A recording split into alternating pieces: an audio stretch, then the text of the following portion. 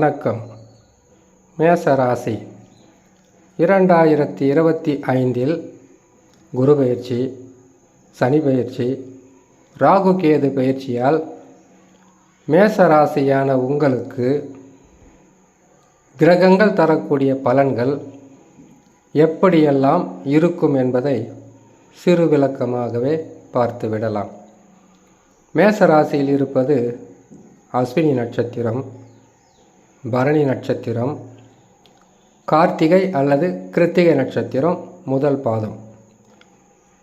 மேசராசியில் இருக்கக்கூடிய இந்த 3 நட்சத்திரக்காரர்களுக்கும் முதலில் சனி பயிற்சி. சனி பகவான் 7.5 சனியில் விரயச் சனியாக வருவது பெரிதளவு பாதகத்தை தராது. காரணம், விரயச் சனி எப்பொழுதுமே பாதகம் என்பதை அளவுக்கு அதிகமாக கொடுக்காமல் சிறிது சிறிதாக விரயங்களை கொடுப்பார். விரயம் என்றால் அது சுப விரயமாகவும் இருக்கும், அசுப விரயமாகவும் இருக்கும். அது உங்களுடைய சொந்த ஜாதகத்தில் நடக்கக்கூடிய நடப்பு தசாவை பொறுத்து தான். சுப கிரகங்களுடைய தசாவாக இருந்தால் அல்லது பாவ கிரகமாக இருந்தாலும் யோக அதிபதிகளாக இருந்தால் சுப விரயமாக இருக்கும்.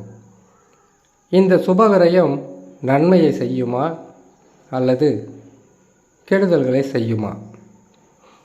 நன்மை என்றால் இடம் வாங்குவது, வீடு கட்டுவது, புதிதாக தொழில் தொடங்குவது, தொழிலை மிகவும் பிரம்மாண்டமாக விரிவுபடுத்துவது, திருமணம் செய்வது.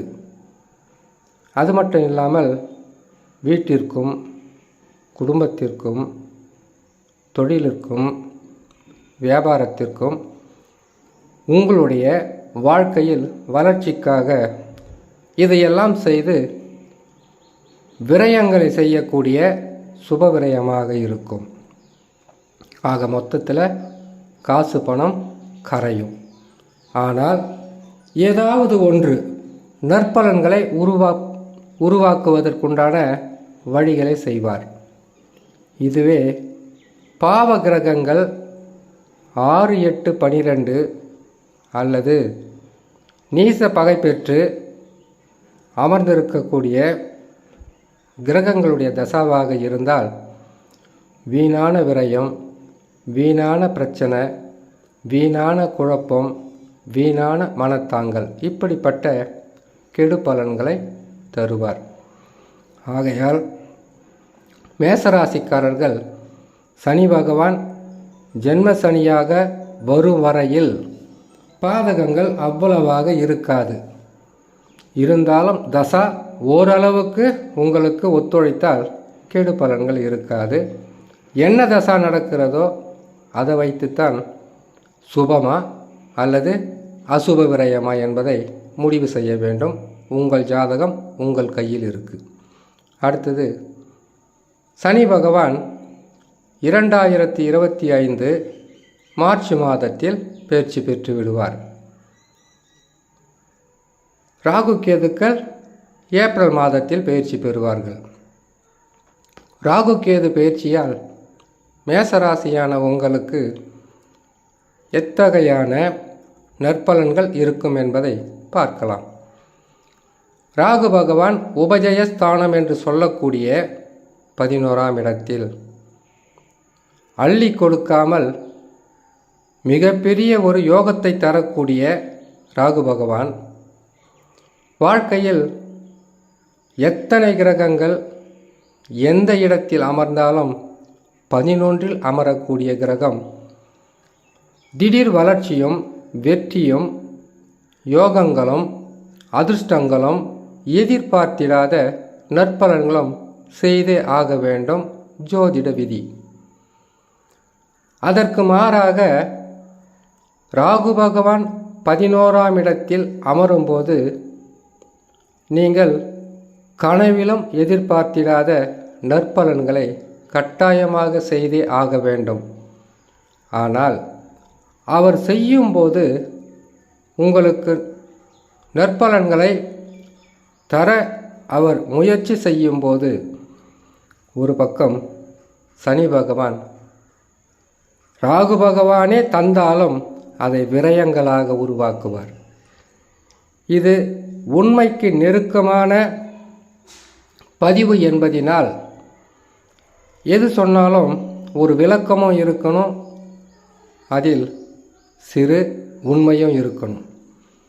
ஆகையால் 11ஆம் இடத்தில் அமருகின்ற ராகு பகவான் அதுவும் மேசராசிக்கு யோக அதிபதியாக வருவார். அந்த யோக அதிபதி தரக்கூடிய எவ்வளவு பெரிய அதிர்ஷ்டங்களாக இருந்தாலும் அதை கரைக்கக்கூடிய ஸ்தானத்தில் சனி பகவான் அமர்ந்தது தான் சிறு பாதகம், பெரு பாதகம் அல்ல. பெரிய அளவு துன்பமோ கஷ்டமோ கிடையாது. ஏன்னு கேட்டிங்கன்னாக்கா, ராகு பகவான் கொடுப்பார், அதை விரயங்களாக மாற்றுவார் சனி பகவான்.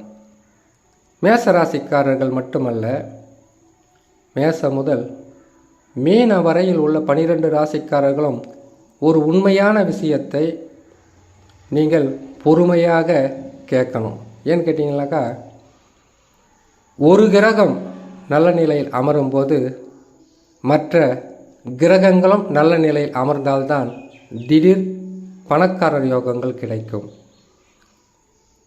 இந்த குரு, சனி, ராகு, கேது 4 கிரகங்களில் ராகு கேதுக்கள் பலம், குருவும் சனி பகவானும் பாதகம். ராகு கேதுக்கள் அதிகப்படியாக அள்ளி கொடுக்கும் வள்ளலாக மாற வேண்டுமென்றால் சனி பகவானும் நல்ல இடத்தில் இருக்கணும், குரு பகவானும் கெடுதல் செய்யாத இடத்தில் இருக்கணும்.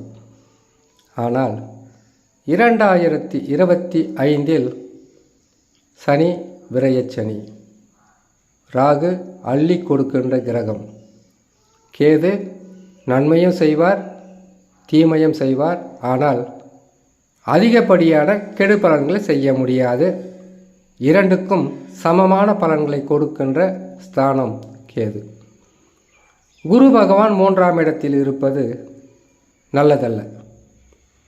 ஆகையால் குரு பகவான் எப்பொழுதெல்லாம் நல்ல இடத்தில் அமர்கிறாரோ அப்பொழுதெல்லாம் பொருளாதார உயர்வு, திருமணம், வீடு கட்டுவது, திடீர் தனலாபம், தொழில் வளர்ச்சி, புத்திர பாக்கியம் பெறுவது, வேலை இல்லாதவங்களுக்கு கூட நல்ல வேலை கிடைச்சி கை நிறைய காசு பணம் சம்பாதிப்பது, இப்படிப்பட்ட மிகப்பெரிய ஒரு நற்பலன்களை தருகின்ற குரு பகவான். அதுவும் மேசராசி என்று சொல்லக்கூடிய செவ்வாயின் ராசிகளுக்கு குரு பகவான் நட்பு கிரகமாக வருவார்.